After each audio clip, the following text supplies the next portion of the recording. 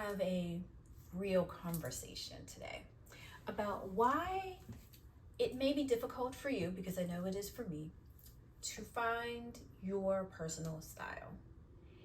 And it is definitely something that is hard and difficult. And I want to give you a few reasons why as to you having that issue and that problem. And I know that some of them, the tips I'm going to give to you today, or the points I'm going to give to you today, are actually some of my issues as well. So let's go ahead and just dive right in. So number one, and I think this might be the most important part, is that we've lost touch with the part of us that cares. Life will life and life again, over and over again. Doesn't matter what it is: job, family, relationships, weight, body image, whatever it is. We end up just no longer caring anymore. And your reason for not caring is going to be completely different from my reason or issue for not caring. Because sometimes it's just like, why even bother? Nobody else does it. And I think when you think back, and I know as I'm thinking back, there was a point in time that I actually did care about how I looked when I walked out of the house. And sometimes we just get in these ruts and we really don't know how to get out of them, or we have to slowly find a way to get out of them. And I think probably one of the biggest issues and the biggest reasons is, especially in taking it from this current state and stature of the world, is that COVID happened. And we got very comfortable.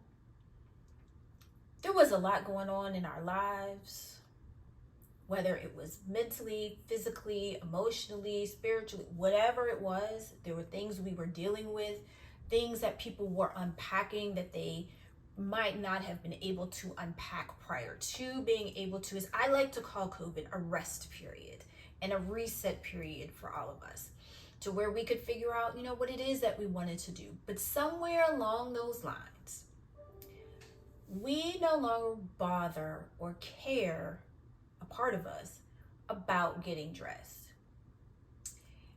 And that's sometimes the first thing that we have to admit to ourselves is why. Why do I no longer care about getting dressed? What is it about it?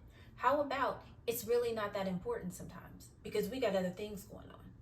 If you're working 15-hour days, you're coming home to a family, or you have other obligations, or you're just tired. That all plays a part in not caring. So if in not caring, I'm not saying that, you're not dressed, you don't look nice and presentable. But sometimes we've lost that flair and that edge. Sometimes we get into environments, work environments, to where you really just don't care about how you dress, because it's like the weight of your job or the company that you work with. And because I'm using this is because we're, focusing on professional women in corporate, that can be a lot in itself. So we have to figure out to find a way to actually care about how we dress and how we look. I know for me, I think a lot of mine happened when I relocated to Charlotte. It's been probably like about 12, almost 13 years now, eeks. And I was going through stuff. I was going through changes. I was going from job to job. At the time, I had issues with fibroids, to where my body was just like, my mind, my body, everything was just all over the place. Having my very first anxiety attack for the first time, and having to go to therapy and deal with different things. You really just don't care about how you look sometimes. You're just lucky and glad to make it from day to day to the next day, right? And then you just kind of get into this habit and this pattern of just not caring. And I would have thought that, after I had my surgery, I got back in the gym because that was a promise I'd made to myself that I would care. But sometimes it goes so long, you're just like, meh, whatever. However, you do have to begin to find little things that can help you bring back the joy of caring. So one of the easy ways I always say is, and something that I always did, and when I did this, I always felt that I was dressed, not meaning clothes. Hair done every 2 weeks, nails done, waxing done, those type of things for me, because those are also the details of things of getting dressed. Taking care of those things always made me still feel good, even though I may have had on sweatpants and a t-shirt. It's funny because I always used to say on Saturdays when I would go, to get my hair and nails done, my day didn't start until I walked out of the salon, and that was like around 2 o'clock in the afternoon. But that's another story for another day, because back then, the hair salons, you learned so much through the conversations and the funness and all of that stuff. But through that, I always knew as long as those main things were done, I was always good. So it's taking small things like that to kind of help you get back on track. And for me, that is what I will be doing to kind of get myself back on track with caring. I mean, I care, but I could probably care a little bit more. So just find something to start small to put you back on the path of beginning to care and helping you find your style. Because being in a rut, it's difficult, and you see all of these different images and things of that nature. Just start small. It doesn't have to be a whole closet reorganization. It could be something as small as getting your hair done, getting your nails and toes done, whatever it may be. Just start small, because to get back to being able to care about getting dressed. Number 2, a lack of self-awareness. Now, in order to find your style, you have to know and you have to embrace who you are, because dressing starts in here first. It doesn't start out here. It starts in here first. And once you know who you are, with knowing how, that way, now that you know who you are on the inside, you're able to take that and express it on the outside. So if you're a very creative person on the inside, bring that out on the outside. It might be wearing some crazy colors.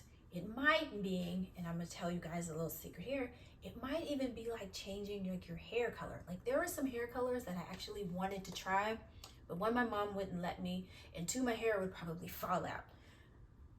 And those were the colors like I always wanted to have like colors of like pink and purple, but again, that was another story. But if you can do that, do that. Show exactly who you are on the inside.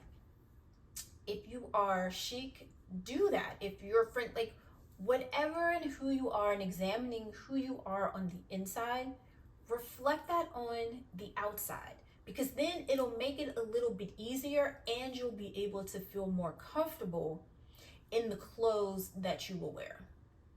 Because you can come out here and what looks good on me, and you might not necessarily look good on you, and vice versa. And you have to be comfortable in the clothes that you're in. And the only way to do that is to embrace who we are on the inside and dress from the inside out. And number 3, we're scared to be different, and we're scared to embrace what makes us unique. All of us have things that make us unique and different, right? It could be a hard way to be your own. It could be hard to walk to the beat of your own drum, because everybody's trying to pull you in this direction over here. And anytime I think of that, I always think of my sister, because she, no matter what, she wasn't a conformist, so to speak. She walked to the beat of her own drum, and she did it proudly and didn't care. She was this fun-loving, flirtatious type person that always had this little pep, little strut in her steps, and didn't care about what you thought about her. She was always going to do her and be her. And there needs to be more of us like that, and to show, because then that way that will show others, oh, you know what, that's okay. But it is difficult because we have people, things pulling over here to say, no, you have to come over here and do this. No, you have to find what makes you unique and embrace that, whatever it may be. And that also comes with becoming self-aware of who we are on the inside. So if you want to wear, I don't know, fuchsia all the time, go on ahead and do it.